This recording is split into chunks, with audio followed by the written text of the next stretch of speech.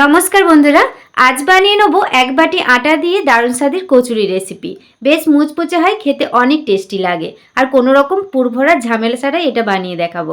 আশা করি আপনাদের রেসিপিটি ভালো লাগবে। পুরো রেসিপিটি আপনারা দেখতে থাকুন।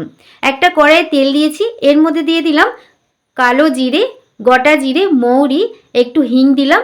তারপর নাড়াচাড়া করে এটাকে একটু ভাজা করে নিলাম। তারপরে দিয়ে দিলাম পাতলা পাতলা কেটে রাখা বিনস আর গাজর কুচি দিয়ে হালকা আঁচে এটাকে কয়েকবার নাড়াচাড়া করে ভাজা করে নিচ্ছি। আপনারা সবজিটা চাইলে নাও দিতে পারেন। তারপর নেড়ে নেওয়ার পর এখানে ভাজা জিরের গুঁড়ো দিলাম 1 চামচ, দিয়ে দিলাম হলুদ গুঁড়ো, লঙ্কা গুঁড়ো, ঝালটা আপনারা আপনাদের স্বাদ মতো দেবেন। তারপরে কয়েকবার মিডিয়াম আঁচে এটাকে নেড়ে নিলাম।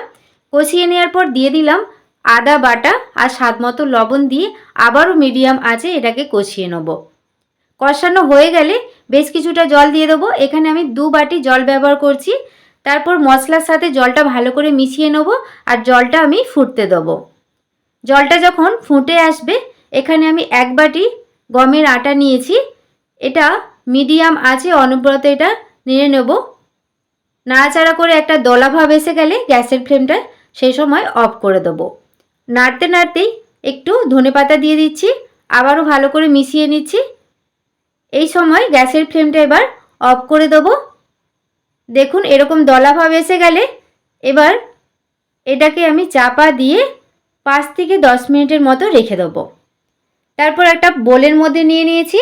একটু ঠান্ডা হয়ে যাওয়ার পর এখানে একটা বড় সাইজের সেদ্ধ আলু নিয়েছি, এভাবে গ্রেট করে নিচ্ছি। আপনারা হাত দিয়ে ম্যাশ করেও নিতে পারেন। এর মধ্যে সব আলুটা আমি গ্রেট করে নিলাম। তারপর আটার সাথে আলুটা আমি ভালো করে মেখে নিচ্ছি। এই সময় যদি বেশি চটচট করে তাহলে হাতের মধ্যে একটু তেল লাগিয়ে নেবেন, নইলে আটা গুঁড়ি দিয়ে দিতে পারেন।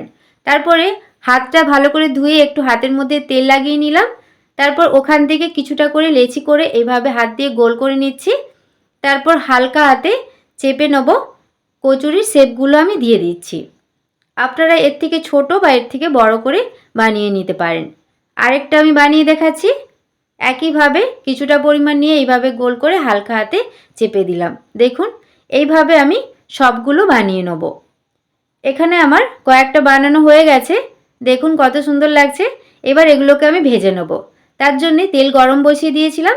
তেলটা যখন ভালোভাবে গরম হয়ে যাবে গ্যাসের ফ্লেমটা মিডিয়াম ফ্লেমে রেখে ওই কচুরিগুলো দিয়ে দিচ্ছি। এবার এক সাইড আমি হতে দেবো। এক সাইড যখন হালকা ব্রাউন কালার করে ভাজা হয়ে যাবে তারপর উল্টে পাল্টে হাই টু মিডিয়াম ফ্লেমে এগুলোকে একটু লাল লাল করে ভেজে নিতে হবে। আমার চ্যানেলে আপনি যদি নতুন হয়ে থাকেন প্লিজ আমার চ্যানেলটি সাবস্ক্রাইব করবেন আর পাশে থাকা বেল আইকনটা পুশ করে দেবেন আমার নতুন ভিডিও পাওয়ার জন্যে। এখানে আমার কচুরিগুলো ভাজা হয়ে গেছে। এরকম একটু লাল লাল করে ভেজে নিতে হবে, তবেই কচুরিগুলো বেশ মুচমুচে হবে। সবগুলো তুলে নিচ্ছি আর একইভাবে বাদবাকি কচুরিগুলো আমি ভেজে নেব। ভেজে নেওয়ার পর একটা প্লেটের মধ্যে নিয়ে নিয়েছি। দেখুন কত সুন্দর হয়েছে। এটা আপনারা সকালের টিফিন বা সন্ধ্যের টিফিনেও খেতে পারেন। বেশ হালকা হয়। ফেসবুক পেজ থেকে যদি দেখে থাকেন প্লিজ আমার ফেসবুক পেজটা ফলো করে দেবেন। একটা আমি কেটে দেখাচ্ছি, দেখুন ভেতরটা কত সুন্দর হয়েছে। আজকের মতো রেসিপিটি এ পর্যন্তই। ভালো লাগলে প্লিজ একটি লাইক, কমেন্ট, শেয়ার করবেন। সবাই ভালো থাকবেন। ধন্যবাদ।